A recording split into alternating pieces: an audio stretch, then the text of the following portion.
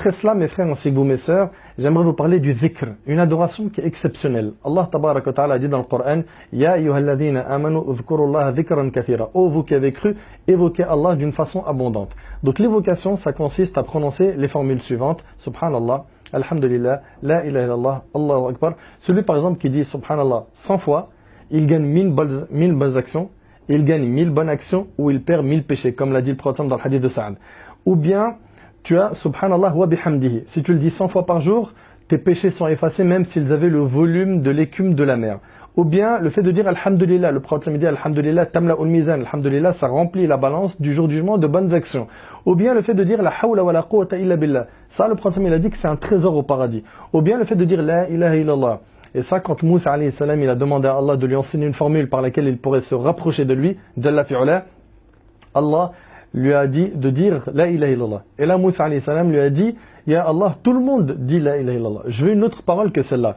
Et là, Allah a dit à Moussa alayhi salam, Ya Moussa, si on mettait les 7 cieux et les 7 terres sur le plateau d'une balance, et la ilaha illallah sur l'autre plateau de la balance, la ilaha illallah sera beaucoup plus lourde. Et subhanallah, vous remarquerez que c'est la seule formule d'évocation qu'on peut prononcer sans bouger les lèvres. Faites le test, c'est la seule. Donc multiplie l'évocation, alourdis ta balance. Et aussi le prophète il a dit, celui qui dit subhanallah, walhamdulillah, wa la ilaha illallah, wallahu akbar, pour chacune d'elles il lui est planté un arbre au paradis. Dans une autre version, c'est les meilleures paroles qu'il peut prononcer. Dans une autre version, prenez votre bouclier contre l'enfer, dites subhanallah, walhamdulillah, wa la ilaha illallah, wallahu akbar.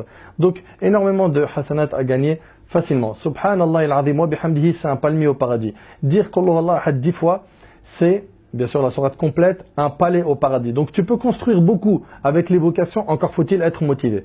Ensuite, après avoir parlé de l'évocation en résumé, lire le Coran.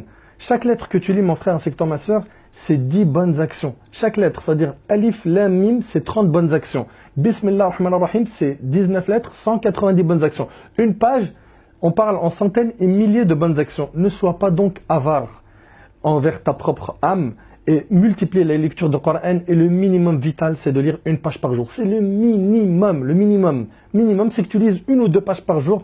Et celui qui a une facilité dans la lecture, qui est fluide dans sa lecture, qu'il lise plus. Aussi, s'occuper des affaires de son frère. Le prophète, alayhi salatu wassalam, il a dit, s'occuper, écoutez bien, des affaires de mon frère, mais préférable à une retraite spirituelle dans ma mosquée pendant 1 mois. Et dans ce hadith-là, d'Ibn Omar qui est rapporté par Tabarani, au début du